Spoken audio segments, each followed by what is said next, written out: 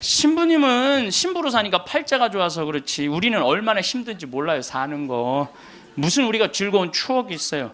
저도 여러분들 힘들었을 때 많았어요. 인생 50살밖에 안 됐지만은 돌아보면 즐거웠었던 일만 있었던 거 아니에요. 저도 사기 많이 당했어요. 이 세상에 사기 쳐먹기 제일 쉬운 사람이 신부예요. 신부. 세상 물정 모르니까 사기도 많이 당했고 배신도 많이 당했어요. 그래갖고 아픔이 많았었어요. 근데 가만히 내 인생을 돌아보면 내가 사기당했을 때 내 상태가 어땠었냐면 욕심이 꽉 차 있었을 때. 그러니까 내가 강의 때 여러분들 욕심 부리지 말라는 게 그냥 하는 말이 아니라 이 온 몸에서 경험을 하고 나온 말이에요. 온 몸에서 경험을 하고 나온 얘기, 그냥 하는 얘기가 아니에요. 온 몸에서 나온 거죠. 근데 여러분들 사람은요, 과거를 돌아봤을 때 고통스럽고 괴로운 것만 기억하는 사람은요, 악해져요. 악해지게 돼 있어요. 근데 즐거웠던 것만 의도적으로 기억하려고 하면 선해지게 돼 있어요. 저는 제 인생을 이렇게 돌아보면은 전 정말 행복한 사람 중에 하나예요. 저는 초등학교 때 토요일, 일요일이 되면 아버지하고, 전 수원 사람인데 매일 뒤에 광교산에 놀러를 갔어요. 광교산에 가서 가재 잡고 메뚜기 잡고 가을이면 도토리 줍고 밤 따고 감서리하고 그 다음에 도라지 캐고 더덕 캐고.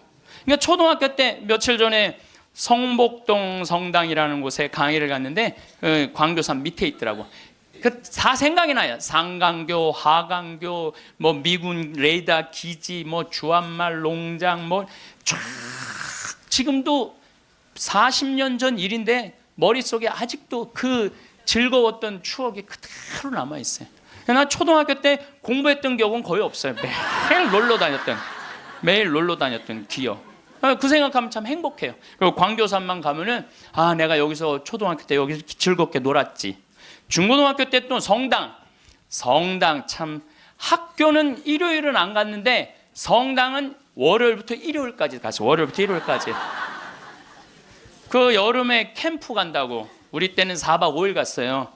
그때는 또 어디 놀러를 갈 때가 있어요. 성당에서 가는 캠프가 최고의 행사였죠. 그럼 뭐 조 모임 하면은 뭐 너는 쌀 갖고 와라, 넌 냄비 갖고 와라, 넌 텐트 갖고 와라, 남자 5 여자 5 같은 조로. 이건 뭐 살림살이 떠나는 거하고 똑같은 거예요. 살림살이 떠나는 거하고. 얼마나 그 중고등학교 때 성당에서 떠나는 캠프가 얼마나 좋았는지 몰라요. 그리고 뭐 내가 이 가을에는 예술제 한다고 연극하고 노래하고, 이제 성탄 때만 되면 예수님 성탄 전야제 한다고 모여갖고 뭐 정말 지금 생각해보면요, 그때 그 사춘기에 느낄 수 있는 모든 행복을 다 느꼈던 것 같아요. 그리고 우리 때는 또 남녀공학이 분명했을 때인데 성당만 가면 그 이쁜 아가씨들이 그냥 얼마나, 우리 성당에 특별히 이쁜 여자애들이 많이 왔던 것 같아요. 그리고 그 성당 그때 학생의 프로그램이요, 너무너무 좋았어요. 지금 애들이 학원에 다니지만 우리 때는 뭐 학원 그런 게 어디 있어요. 성당 가는 게 유일한, 탁구 치고 성당에서 참 좋았던 것 같아요. 그래서 그때 우리 그 학생의 아이들이 신부가 10명이 됐어요. 신부가 10명이 됐어요. 그래갖고 지금 우리 교구에 뭐 사무처장, 관리국장, 사무국장, 다 사목국장, 우리 성당 출신 신부들이 다 하고 있어요. 다 하고 있어요. 그렇게 그때 그 신앙의 그 교육이 풍요로웠던 거죠. 그리고 수녀님들도 많이 나오고, 그 유명한 수녀님들 중에 하나는 또 누구냐 하면은 김혜윤 베아트릭스 수녀라고, 성서 가르치는 수녀님 있잖아요. 뭐 같은 성당을 다녔지만 그 수녀님하고 우리는 질이 달랐어요. 그 수녀님은 공부를 너무너무 잘해갖고 전교 1등을 놓친 적이 우리는 저 밑에서 그냥 그 수녀님 나보다 1살 어리거든요. 그땐 참 예뻤는데 로마 유학 갔다 오더니 팍 늙어갖고. 근데 지금도 이쁘다고 사람들은 그러긴 그러는데 그땐 참 예뻤어요, 수녀님이. 그러니까 얼마나 그 공동체가, 어제도 서울 둔총동 성당에 강의를 갔는데 그 나보다 한 두세 살 나이 많은 누나였는데 그때도 예뻤는데 지금 보니까 50, 한 4, 5이 됐는데 지금도 그렇게 이쁘더라고. 그 누나가. 어제 너무 만나서 반가웠는데 그 누나도 아들이 지금 서울신학교 2학년 지금 다니고 있다는 거예요. 그러니까 신앙이 얼마나 좋았던 거예요. 그 공동체가. 그러니까 그 중고등학교 생각하면 나는 정말 행복한 사춘기를 보낸 거죠. 그래서 내가 제일 화려했을 때는 언제였느냐면은 신학교 때. 저는 방학이 싫었어요. 신학교 생활이 너무 재밌었어요. 먹여주지, 재워주지, 기도시켜주지, 철학 가르쳐주지, 신학 가르쳐주지, 성서 가르쳐주지. 이 신학교 교육이요, 내가 보기엔 이 교육 제도 중에 제일 좋은 것 같아. 그냥 좀 신학교 7년 참 행복하게 살았어요. 보좌 신부 때는 또 훌륭한 본당 신부님 모시고 우리 천주교 교우들은 보좌 신부들 이렇게 바라보는 눈이 사랑으로 꽉 차 있어. 그 느껴요. 이렇게 보면 보좌 신부 딱 보면 사랑으로 꽉 차 있어. 본당 신부 10년 동안 교우들이 참 내 말 잘 듣고 신부를 업고 살죠. 한국 천주교 교우들은 참 이렇게 보면은요 너무너무 행복했던 것 같아. 그리고 이제 10년 전에 강원도 평창 생태마을에 들어가서 이렇게 살면 본당이 없으니까 본당이 없으니까 또 온 세상이 또 다 내 본당이야 또. 전 세계 다니면서 강의하고 지난 여름에도 브라질, 아르헨티나, 페루, 칠레, 파라과이 5개 나라 한 달 동안 순회 강연 갔다 왔거든요. 페루 이제 얼마나 멀어요. 페루 갔더니 이제 강의 이제 2시간 끝났는데 거기 회장님들이 신부님 귀양 여기까지 왔으니 마추픽추 가자고. 그러니까 강의는 2시간 하고 마추픽추는 2박 3일 갔다 오고. 이런 좋은 팔자가 어디 있어요. 브라질 가면 또 리오데 자네이루 또 아름다운 항구 예수님이 이렇게 펼치고 있는 데 있죠. 이번에 월드컵 한데 참 얼마나 좋은 팔자예요. 깔라파테라고 아르헨티나 맨 밑에 빙하 있는데 신부님 환경하시니까 꼭 보셔야 된다고. 세상에 이렇게 돌아보면 난 웃으면서 죽을 수 있을 것 같아요. 또 작년에는 내가 또 아침마당에도 출연했잖아. 아침마당. 평화방송도 모자라서 아침마당까지. 그냥 아침마당을 2번을 강의를 나갔었는데 목요 특강 2번을 강의를 나갔었는데 보통 목요 특강 시청률이 7% 정도 된다고 그래요. 근데 전 2번 다 10.4%가 나왔어요. 이게 물론 그 3.4%는 우리 천주교 교우들이 봐줘서 올라간 건지 내가 알고 있죠. 천주교 교우들이 봐줘서 올라간 거 알고 있는데 나는 그 목요 특강 하려고 그러면 새벽 4시에 집에서 나와야 돼요. 새벽 4시에 이제 또 눈이 항상 오니까 겨울에 작년에도 마지막 강의 12월 27일인가 나왔는데 그 눈길을 헤치고 와서 이제 딱 가면은요 여의도에 도착하면은 깜짝 놀랐어요. 여자 둘이서 달겨 들어가고 막 화장을 1시간 동안 하는 거. 화장을 1시간 동안. 평화방송은 생전 화장 안 해주는데 화장을 1시간 동안. 그리고 이제 강의가 끝나고 이제 평창에 집에 들어갔는데 생태마을이 난리가 난 거야. 왜 그런가 했더니 그 강의를 들으면서 실시간 검색어가 1위였대요. 그리고 전국에 우리 교우들이 아니고 일반인들이 전화해갖고 거기 신부님 생태마을 자랑하는데 거기 가보고 싶다고. 근데 할머니 한 분이 성당도 안 다니는 할머니가 전화해갖고 오늘 그 강의한 신부님 어쩜 그렇게 유쾌하고 우리 마음을 잘 아느냐고. 근데 그렇게 유쾌한 신부님이 아직도 전화해 되도록 왜 혼자 사느냐고. 그거 좀 장가 좀 보내라고 그 직원들이. 아니 저를 염려해 주는 게 우리 천주교 교우들만 염려해 주는 게 아니라 성당 안 다니는 할머니도 염려해 주니 이게 얼마나 행복한 신부예요. 그래서 이게 죽을 때 웃으면서 죽을 수 있을 것 같아. 난 정말 행복했다. 여러분들 그 불행한 사람들 며칠 전에 그 신문에 아주 재미난 게 나왔어. 불행한 사람 10가지 특징이 나왔어. 자신과 남의 단점만 본다. 불행한 사람들은요 자신과 남의 단점만 본대요. 그 다음에 2번째 변화시킬 수 없는 것에 대한 걱정을 한다. 그러니까 과거를 집착하는 거야. 과거에 내가 왜 그랬을까? 안 바뀌어요 과거는. 그 다음에 쉽게 포기한다. 뭘 하다가 그냥 금방 포기하는 사람, 이 사람 불행해진다는 거죠. 운동을 하지 않는다. 예, 운동하는 사람이 행복해요. 그래서 여러분들 꼭 운동하셔야 돼요. 뭐 이건 이번 다음 달 강의에 꼭 하겠지만은, 예, 그 다음에 성취 불가능한 목표를 세운다. 성취 불가능한 목표를 세운다. 건강에 좋지 않은 음식만 골라 먹는다. 그러니까 우리가 행복하려면 건강에 좋은 음식을 먹어야 돼. 우리 청국장 가루 같은 거, 이런 거. 네. 얼마나 좋아요, 이 청국장 가루 같은 거. 나도 오늘 아침에 좀 일찍 나오는 바람에 청국장 가루를, 저는 그냥 제가 일어나자마자 제가 타 먹어요, 맹물에. 그걸 먹으면요 기분이 참 좋아요. 그리고 이제 요즘은 이제 시래기, 무청 있죠? 우리 생태마을에 그냥 온 생태마을에 무청이 널려 있어요 지금. 네. 그걸 보고 있으면 기분이 좋아요. 그 시래기 탁 삶아갖고 무쳐갖고 밥을 비벼 먹으면, 우리 생청국장에다 밥을 비벼 먹으면 너무 맛있어. 잠을 충분히 자지 않는다. 불행한 사람들. 인터넷에 갇혀 산다. 남에 대해 험담, 부정적인 말만 한다. 불행한 사람들은 이런 다 기미가 있어요. 그 다음에 마지막에 용서하기를 거부한다.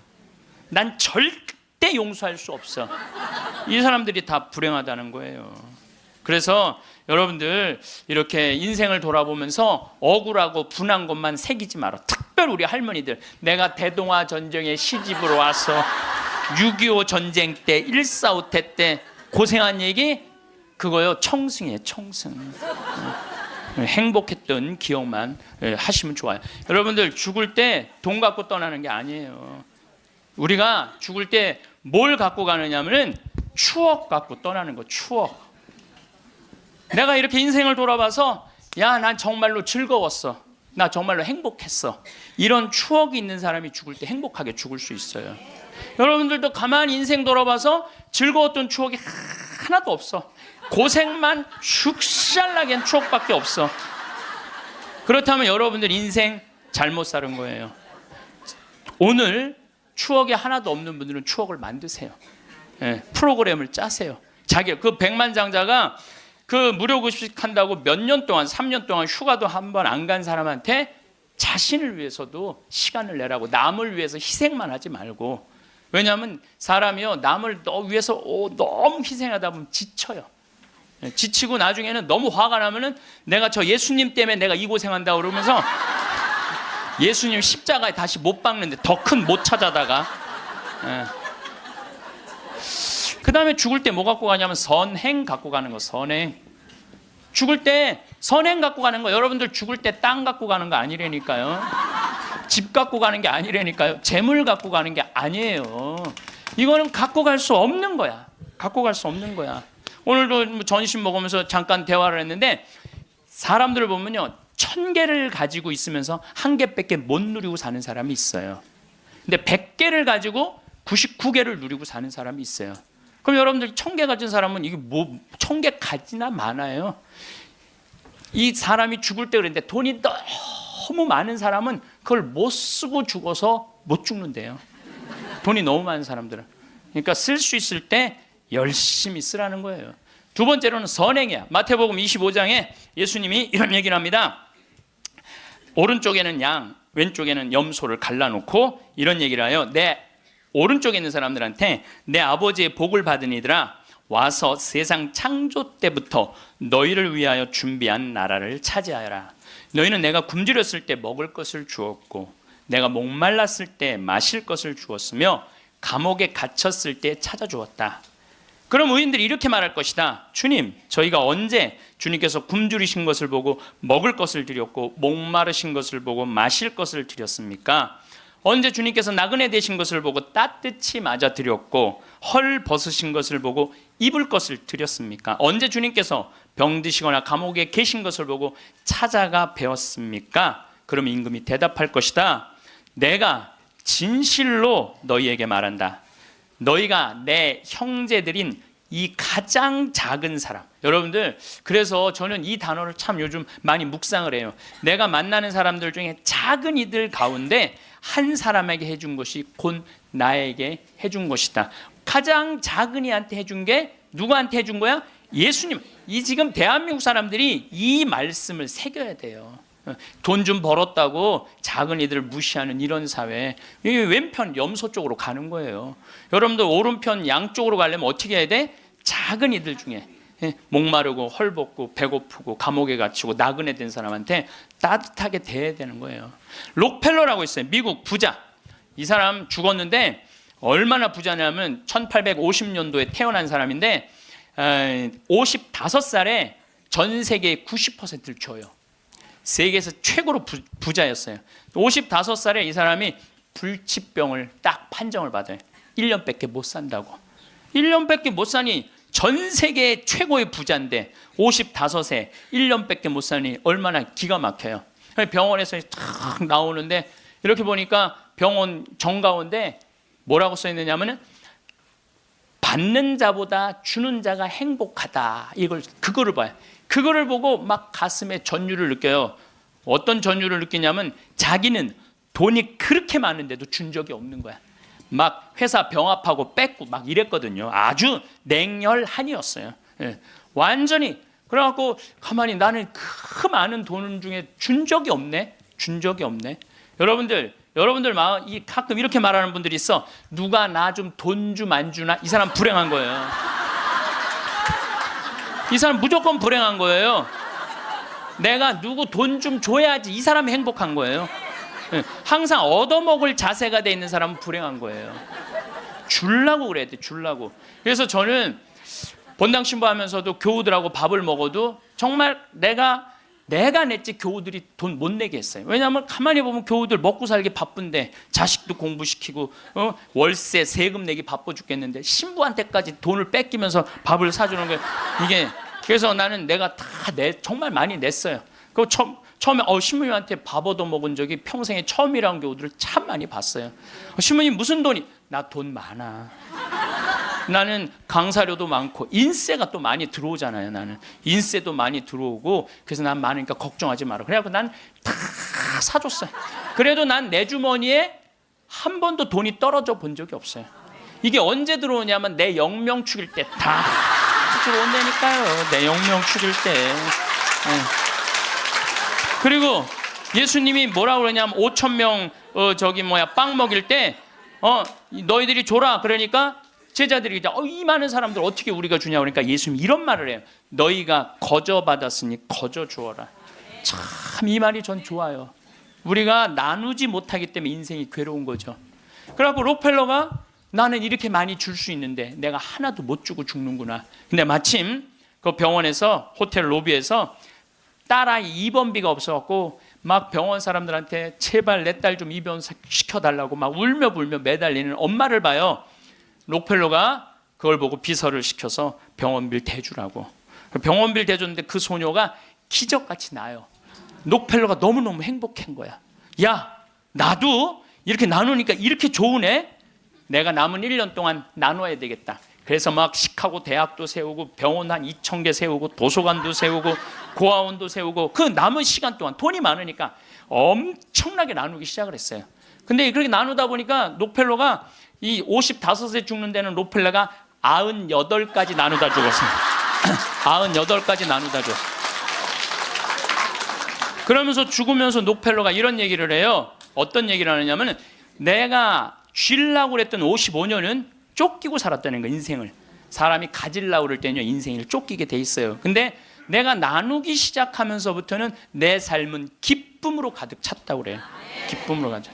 그래서 여러분들 신부님 저는 주머니에 돈 한 푼도 돈이 부처님이 그랬잖아요. 나눠라 그러니까 저는 부처님 아무것도 가진 게 없습니다. 부처님이 뭐라고 그래요? 왜 네가 가진 게 없냐? 네가 사람들하고 대화할 때 따뜻하게 웃어주는 것도 나누는 거다. 누가 사람이 얘기를 할 때 네가 자세를 낮추고 경청하는 것도 그것도 나누는 거다. 공손한 것도 나누는 거다. 여러분들 꼭 돈으로 나눠야 돼? 아니에요. 마음으로도 얼마든지 우리가 나눌 수가 있는 거예요. 저는 지난 월요일 날 너무너무 놀란 사건이 있었어요. 이게 참 신기해요. 성남에 사는 할머니도 나이가 85, 할아버지는 90인데 나한테 40억을 들고 왔어요. 그래갖고 교구청에서 그 아주 서류를 다 해놨어. 법무사까지 다 와서 다. 그래서 어저께 그러니까 월요일 날 40억을 기증을 받았어요. 할머니가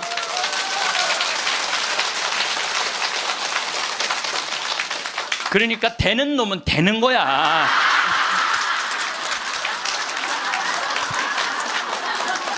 그래서 할머니한테 물어봤어요. 이 많은 돈을 왜 나한테 기증을 하느냐? 그랬더니 신부님, 제가 강의를 듣는데 신부님이 잠비아에 농업대학을 세우고 싶다고 그런 게 있는데, 대학을 세우는 건 또 내가 저 잠비아 농장 꾸미는 거하고는 또 다르잖아요. 근데 저 신부님이 지금 저렇게 열정적으로 일을 하는데 나는 이제 떠날 날이 얼마 남지 않았는데, 근데 그래서 이제 신부님한테 기증을 하기로 했다고. 근데 할아버지가 더 멋있는 거야. 무엇이냐? 나한테 기증서 마지막 서류 등기 다 해갖고 왔어. 그래갖고 근데 지문이 안 나오는 거야. 나이가 많으시니까. 난 또 월요일날 처음 알았어요. 여러분들 좀 기증하려면 조금 젊었을 때 지문 나올 때 하세요. 지문 나올 때. 지문이 안 나오는데 한 10번을 하는데 10번 다 기쁘게 하시더라고요. 근데 할아버지가 이런 말씀을 하세요. 이제야 좀 마음이 홀가분하다고. 그러면서 할아버지가 이런 말씀을 하세요. 그 아프리카에 그 굶는 사람들을 보면 너무 가슴이 아픈데 그냥 빵을 주는 건 큰 의미가 없다는 거예요. 그 빵을 만들 수 있는 사람을 키워내는 일이 더 중요하다는 거예요. 그래서 이제 그걸 이제 받아서 이제 제가 이제 또 숙제가 하나 생겼죠. 근데 신부님 왜 그렇게 좋아하세요? 신부님 주머니에 한 푼도 안 들어가는데. 왜냐하면은 우리 천주교가 그런 건 참 좋아요. 누가 기증을 받아도 내 이름으로 받을 수가 없어. 신부 이름으로. 그러니까 교구청 법인으로 받는 거야. 그러니까 내가 어떻게 해먹으려고 그래도 해먹을 수가 없어.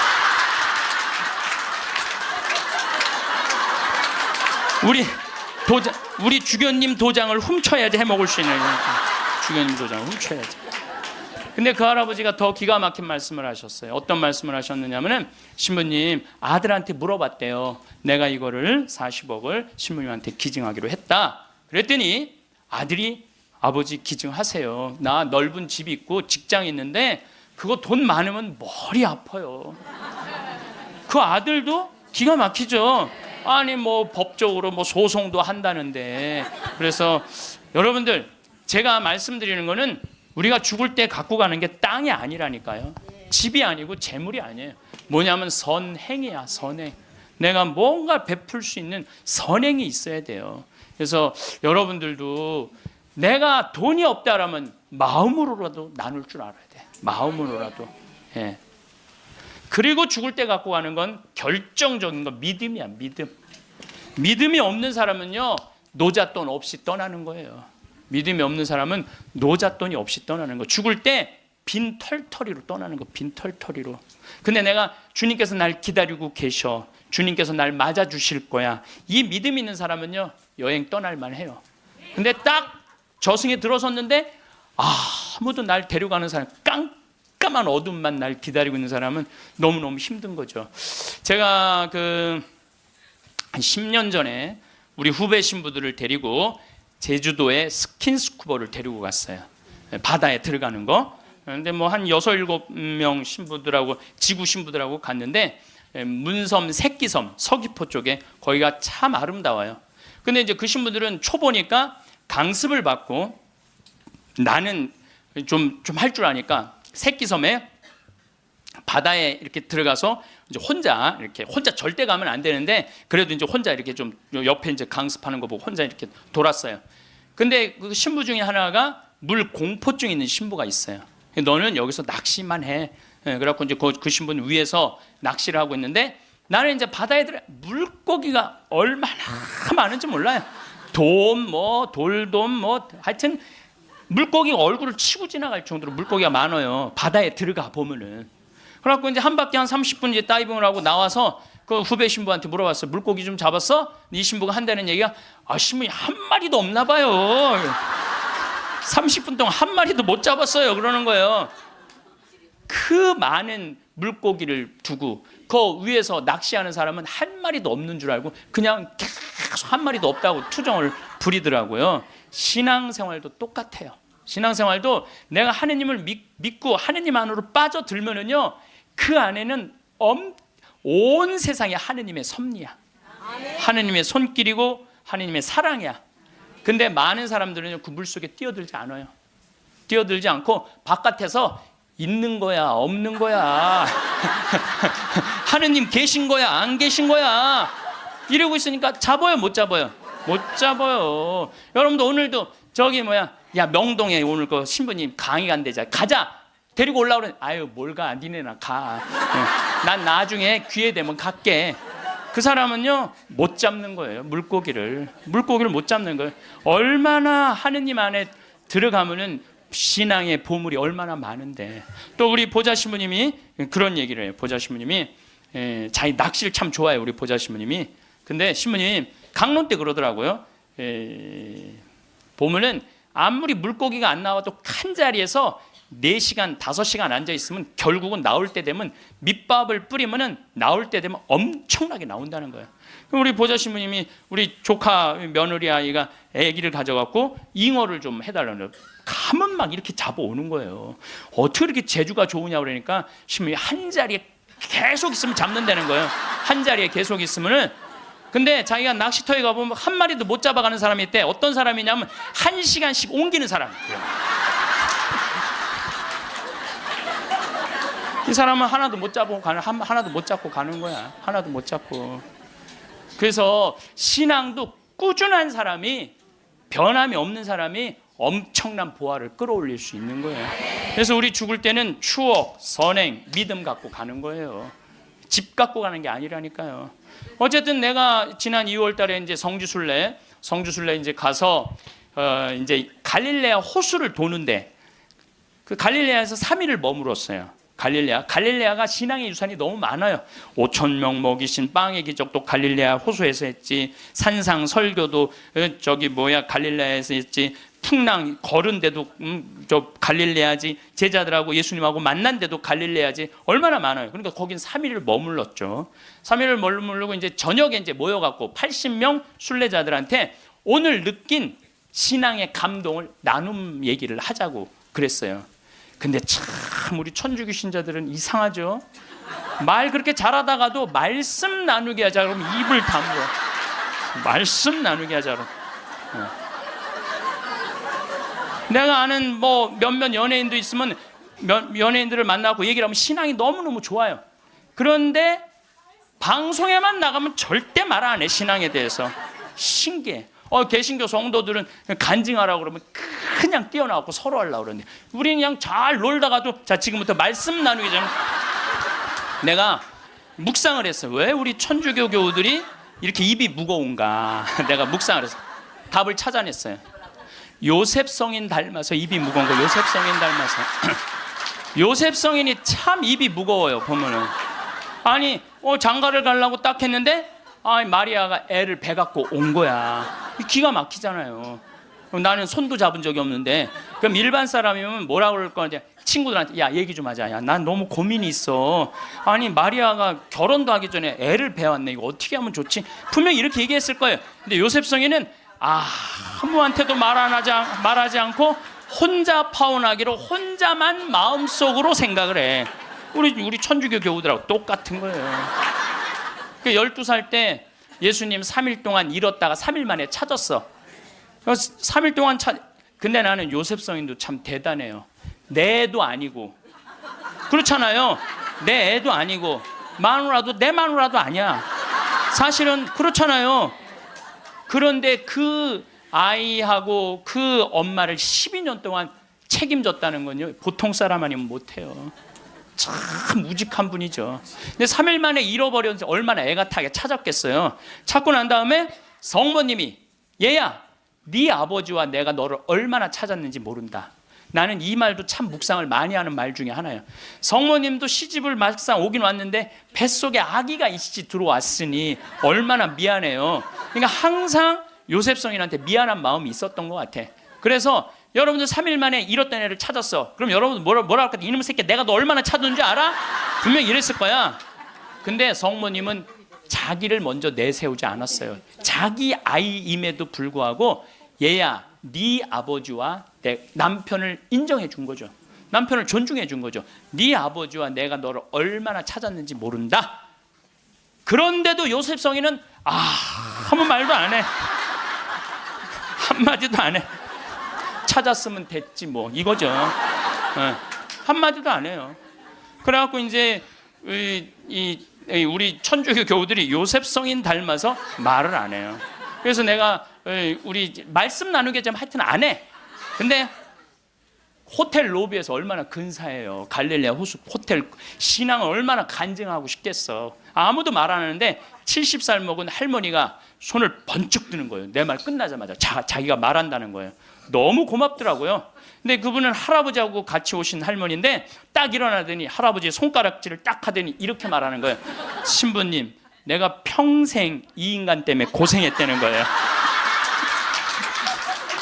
나이가 70이 넘으면 남편을 대놓고 욕할 수가 있어요. 내가 평생 이 인간 때문에 고생했다는 거예요. 그리고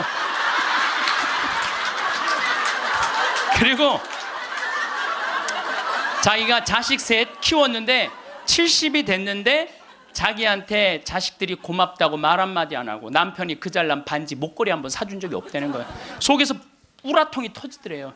내가 그렇게 고생을 해서 자식들을 키우고 남편 뒷바라지를 했는데 나의 고생을 알아주는 사람이 하나도 없더래. 갈비 먹고 싶을 때 와서 갈비 사주는 놈 한 놈도 없다는 거예요. 근데 어느 날 갑자기 내가 방송에서 나오더니 그러더래요. 늙어서 왜 갈비가 먹고 싶으면 자식이 사줘야 되냐. 그지근성을 버려라. 갈비가 먹고 싶으면 내 돈으로 내가 가서 사 먹으면 되지. 그 자식이 사줄 때까지 기다리느냐. 무슨 돈으로 집 잡혀서 사 먹어라. 맨날 자식한테 섭섭하다고 그러지 말고. 그 얘기를 듣는데 이 할머니가 망치로 한 대 맞았대요. 지금 70살 넘은 할머니 할아버지들 중에 갈비가 먹고 싶다고, 여보 우리 갈비 먹고 싶다, 오늘 가서 갈비 사 먹자. 그리고 둘이 갈비집 가서 10만 원이나 된 돈 내면서 갈비 사 먹을 사람들이 얼마나 돼요. 그저 자식이 한번 사줘야지 그냥 한번 먹고 오는 거지. 그 돈 무서워서 벌벌벌벌 떨잖아요. 그러니까 자기를 위한 일을 안 하는 거예요. 이제는 여러분들 자기를 위한 일을 해야 돼요. 자기를 위한 일을. 어쨌거나 하여튼 이제 나도 이제 사 먹어야 되겠다. 집 잡혀서 그런 생각을 하는데 평화신문에 황창현 신부와 함께 떠나는 도보 성주순례가 딱 떴대. 그걸 보는 순간 이 할머니는 이거다 하고 이 할머니는 그냥 집을 팔았대. 그냥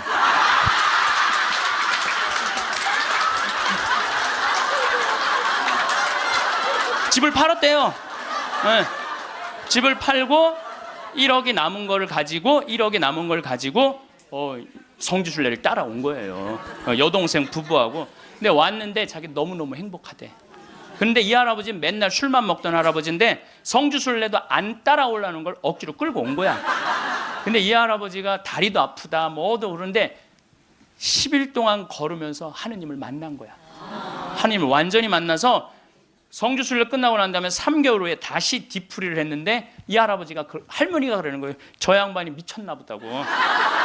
왜 그러냐면 그전에는 전화만 하면 술 어서 먹을까 이랬는데 요즘 전화만 하면 성당 나와라, 성당 나가야 된다, 하느님은 살아계신 분이다 이렇게 얘기를 하더라고요. 그러니까 이 세상 집을 팔아서 하늘나라 집을 산 거예요.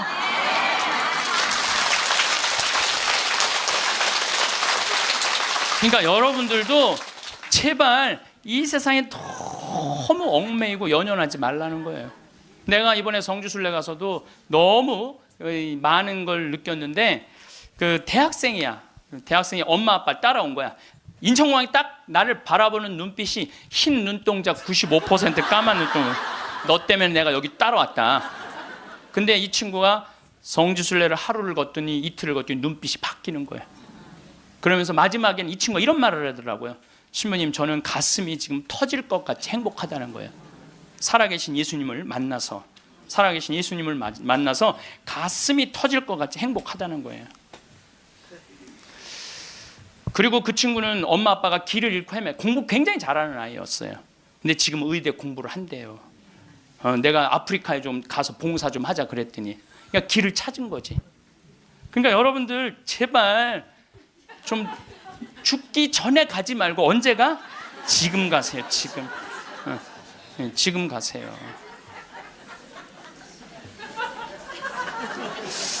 우리가 죽는 게 참 싫은 이유는 두려움 때문에 그렇습니다. 두려움. 막연한 두려움이 있어요. 죽고 난 다음엔 도대체 어떤 세상이 펼쳐질 것인가? 그런데 제가 말씀드렸듯이 죽고 난 다음에 우리는 천당에 가요. 네. 왜 천국에 가느냐면은 이 추운 날, 그 눈길을 마다 않고 여기 와서 이렇게 쪼그리고 앉아서 강의 듣겠다 그러는 여러분들은 슬기로운 처녀들이에요. 네. 기름 종지에 기름이 오늘 또 한 방울 또 모아진 거예요. 네. 그러니까 여러분들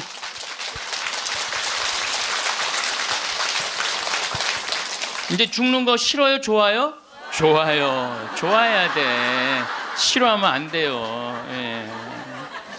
그리고 우리가 천국에 가면 더 이상 부당한 대우 받지 않고 서름 받지 않아요. 하느님께서 어느 누구든 위로해 주시고 따뜻하게 감싸 주시기 때문에 우리는 죽음 이후를 막연히 두려워할 필요가 없다는 거예요. 예. 예수님께서 나는 부활이요 생명이다. 나를 믿는 사람은 죽더라도 영원히 죽지 않는다 말씀하신 것처럼 우리는 죽는 게 죽음이 아니야. 새로운 삶으로 옮아가는 여정일 뿐입니다. 여러분들 그 누에가 알이 되고 꼬치가 돼갖고 누에가 되고 난 다음에 그 다음에 어떻게 돼요? 나비가 돼서 날아가잖아요. 그 누에 꼬치로 있을 때 아주 볼품이 없잖아요. 근데 나비로 날아갈 때는 얼마나 아름다워요. 그러니까 우리가 천국에 가서는 지금 모습보다 훨씬 아름다울 거예요. 그랬더니 어떤 분이 딱 미국에서 강의를 하는데 맨 앞에서 강의를 열심히 듣던 분인데 굉장히 뚱뚱해요. 그런데 그분이 손을 들더니 신부님 나도 천국에 가면 날씬해지고 아름다워집니까? 그렇게 물어보더라고요. 그래서 제가 이렇게 대답을 했어요. 날씬하게 될지는 모르지만 아름답긴 할 거다. 아름답긴 할 거다. 어쨌든 우리가 두려움이 막연한 두려움이 있어요. 근데 하느님을 믿는 우리들은 죽는 것에 대한 두려움 가질 필요 없어요. 하느님께서 우리를 천국으로 초대해 주실 것이고 예수님이 뭐하러 그렇게 십자가에 힘들게 못 박혀 돌아가셨어요. 많은 사람들을 구원하시기 위하여 돌아가신 거예요. 여러분들은 그 부활신앙을 믿어야 돼. 우리 그리스도인들에게 최대의 신앙의 핵심은 부활신앙이에요. 내가 나비보다 훨씬 아름다운 모습으로 부활할 거라는 이 믿음. 그래도 죽는 게 싫어. 뭐 때문에 그래? 생이별 때문에 그래. 생이별. 아무리 죽어서 천당 간다 하더라도 이 세상에 죽으면 더 이상 사랑하는 아내 볼 수 없고 남편 볼 수 없고 자식 볼 수 없고 부모님 볼 수 없기 때문에 이 생이별, 죽음 때문에 생이별이 되는 거예요. 죽으면 더 이상 사랑할 수도 없고 사람으로서 도리도 못하고 내가 누리고 싶은 호강도 못 누리고 이 세상에서 고생만 하다가 죽는 게 싫은 거예요.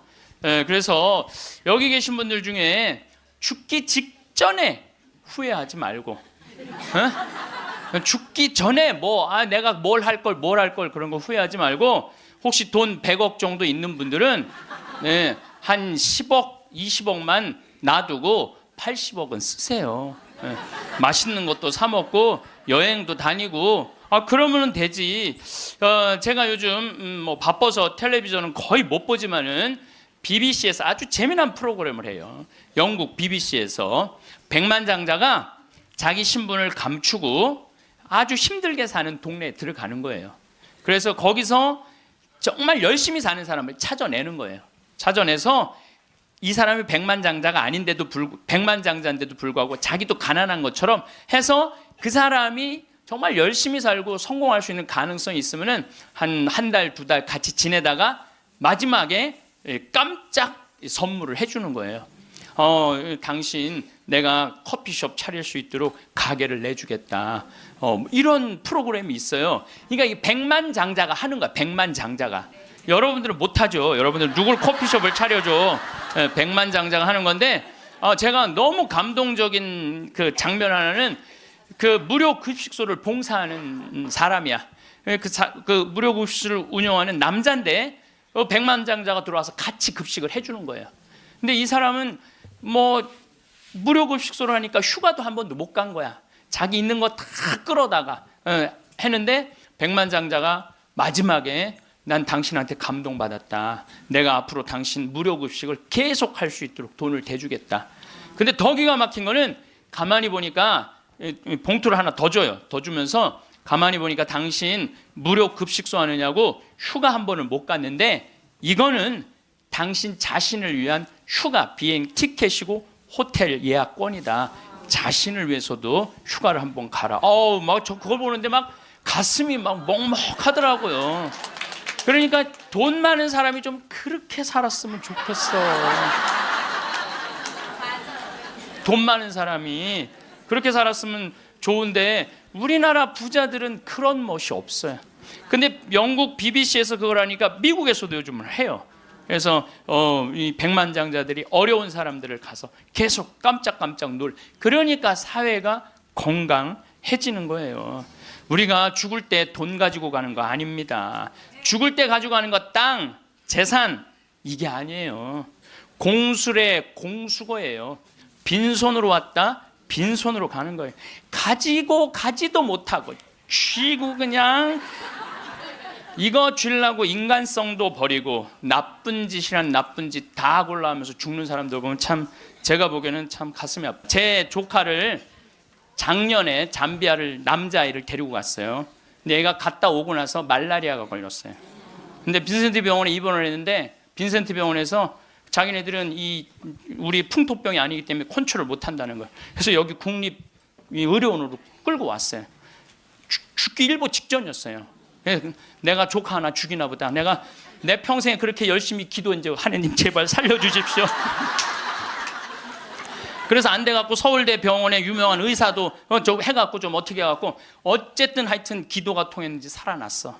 근데 얘가 국립대학 다니다가 그거 끝나고 내가 대학을 때려쳤어요. 대학을 때려치고 삼촌 내가 죽기 직전까지 가보니까 내가 하고 싶은 거 해야 되겠어. 얘가 걔 내 목소리하고 똑같아요. 그래서 뮤지컬 학과를 다시 간 거야. 요즘은 매일 뮤지컬 연극 지금 학교 다니면서 매일 공연하러 이 아이는 나 볼 때마다 삼촌 나 너무 행복해. 그러니까 여러분들 사람이 죽기 전에 후회하는 게 뭐냐면 왜 내가 그걸 못 해봤을까 이걸 후회한다는 거예요. 죽기 전에 후회하지 말고 지금 하라는 거 지금. 죽음을 앞둔 사람들이 가장 많이 하는 후회는 돈을 더 벌지 못했다거나 더 큰 집을 사지 못했다는 것이 아닙니다. 오히려 사랑하는 사람들과 더 많은 시간을 보내지 못한 것과 자신이 진정 원했던 일들을 해보지 못한 것에 대한 아쉬움이 가장 큽니다. 이러한 후회들을 살펴보면 공통점이 있습니다. 모두 관계와 경험에 관련된 것들입니다. 더 많이 안아주지 못했던 것, 더 자주 만나지 못했던 것, 더 깊이 대화하지 못했던 것들이 마음을 아프게 합니다.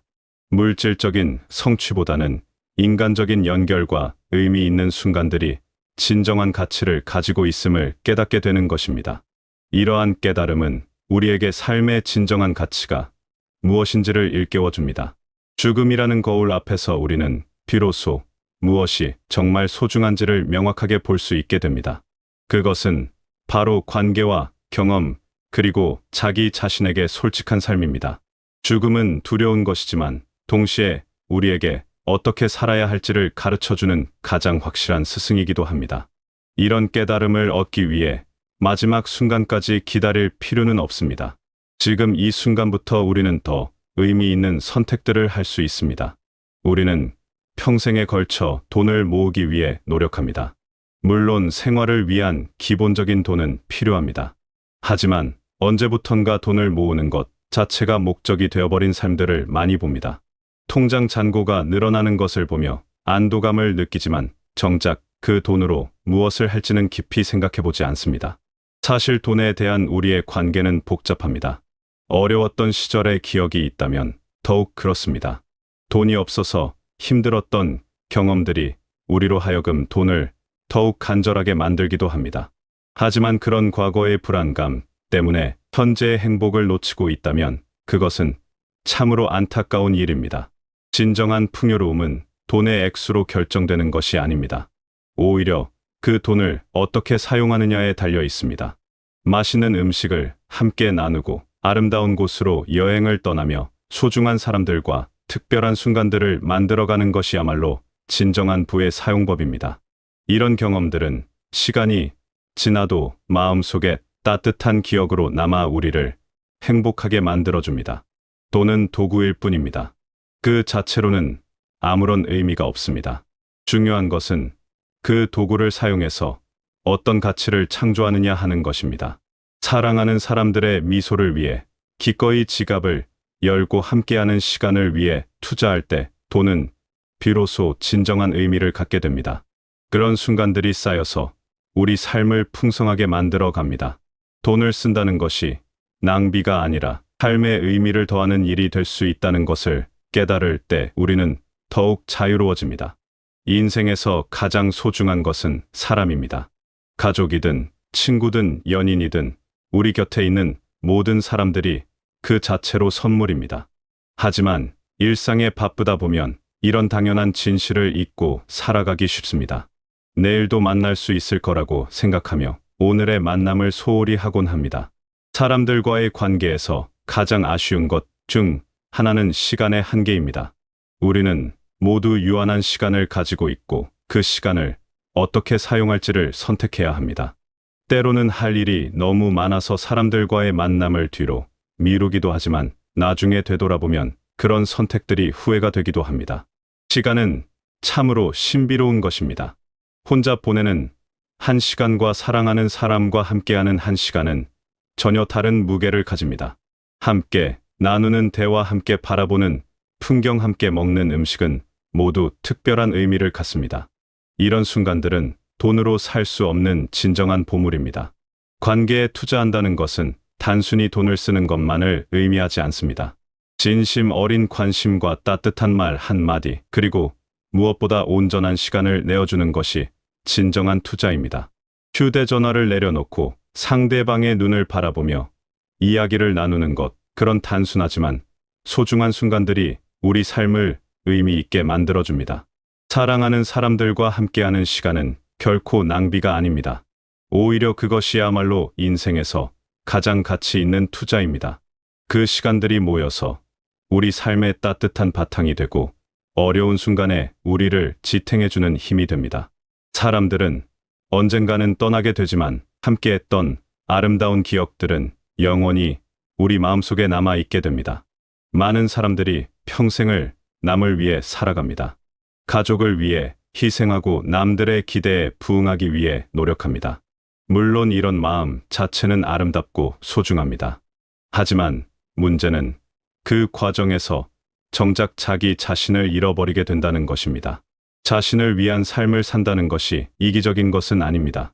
오히려 자신을 제대로 아끼고 사랑할 줄 아는 사람이야말로 다른 사람도 진정으로 사랑할 수 있습니다. 자신의 꿈과 소망을 포기하고 살아가는 사람은 결국 마음 깊은 곳에서 아쉬움과 허전함을 느끼게 됩니다. 사실 많은 사람들이 자신을 위한 시간을 갖는 것에 대해 죄책감을 느끼곤 합니다. 다른 사람들이 필요로 하는 것들이 있는데 자신만을 위해 시간을 쓴다는 것이 미안하게 느껴지기도 합니다. 하지만 이런 생각 자체가 잘못된 것입니다. 자신을 돌보는 것은 의무이자 권리입니다. 균형이 중요합니다. 다른 사람을 위한 삶과 자신을 위한 삶 사이에서 적절한 균형을 찾아가야 합니다.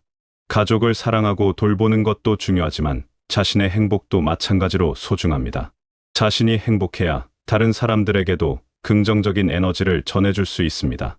때로는 용기가 필요합니다. 지금까지 살아온 방식을 조금씩 바꿔나가는 용기, 자신의 진정한 원함에 귀 기울이는 용기, 그리고 그것을 실천하는 용기 말입니다. 이런 용기는 하루아침에 생기는 것이 아닙니다. 작은 변화부터 시작해서 점차 넓혀가는 것이 현명한 방법입니다. 자신을 위한 작은 선택들이 모여서 결국에는 더 큰 변화를 만들어낼 수 있습니다. 우리 마음 깊은 곳에는 진정한 자신의 목소리가 있습니다. 하지만 바쁜 일상과 여러 가지 의무들에 묻혀서 그 목소리를 듣기가 쉽지 않습니다. 때로는 그 목소리가 너무 작게 들려서 무시하고 지나가기도 합니다. 자신의 내면 목소리를 듣기 위해서는 먼저 조용한 시간이 필요합니다. 혼자만의 시간을 갖고 마음속 깊이 들여다보는 시간 말입니다. 그런 시간 속에서 우리는 진정 원하는 것이 무엇인지, 무엇이 우리를 행복하게 만드는지를 발견할 수 있습니다. 자신의 목소리에 귀 기울인다는 것은 자신에게 솔직해진다는 뜻입니다. 다른 사람들이 좋아할 만한 답이 아니라 진짜 자신의 마음에서 나오는 답을 찾는 것입니다. 이것은 때로 어려운 일입니다. 왜냐하면 그 답이 지금까지 살아온 방식과 다를 수도 있기 때문입니다. 하지만 자신에게 솔직한 삶을 사는 것이야말로 진정한 행복의 시작입니다. 남의 기대에 맞춰 사는 삶이 아니라 자신의 진정한 소망에 따라 사는 삶 말입니다. 이런 삶을 살 때 우리는 비로소 온전한 자기 자신이 될 수 있습니다. 자신의 목소리를 듣는 것은 연습이 필요한 일입니다. 처음에는 어색하고 확실하지 않을 수도 있습니다. 하지만 계속해서 자신의 마음에 관심을 기울이고 자신의 감정과 소망을 존중한다면 점점 더 명확하게 들리게 될 것입니다.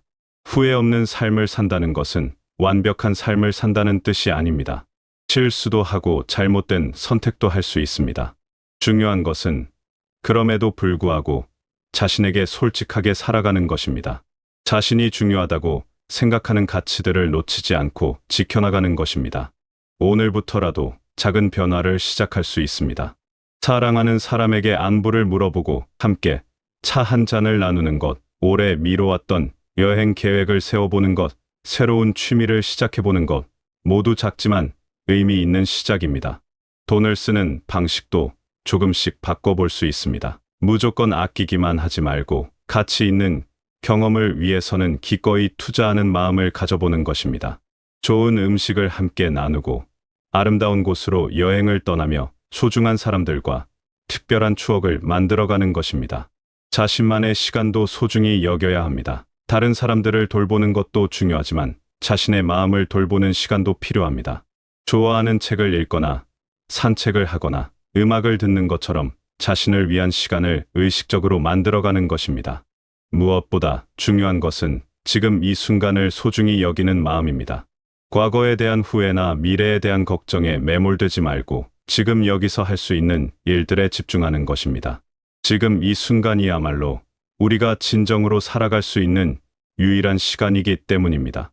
이 인생의 여러 경험을 통해 쌓아온 지혜와 깊이가 있습니다. 그동안 많은 것들을 위해 헌신하고 노력해오신 모든 분들께 깊은 존경의 마음을 전합니다. 이제는 조금 더 자신을 위한 시간도 가져보시기 바랍니다. 그동안 소중히 여겨왔던 가치들을 놓치지 마시고 앞으로 남은 시간들도 의미 있게 채워나가시기 바랍니다. 사랑하는 사람들과 더 많은 따뜻한 순간들을 만들어 가시고 자신이 진정 원하는 일들을 하나씩 실천해 나가시기 바랍니다. 이 인생은 결코 늦지 않았습니다. 지금 이 순간부터라도 더욱 풍성하고 의미 있는 삶을 시작할 수 있습니다. 자신에게 관대한 마음을 가지시고 매일매일을 소중한 선물처럼 여기며 후회 없는 아름다운 삶을 이어가시길 바라겠습니다.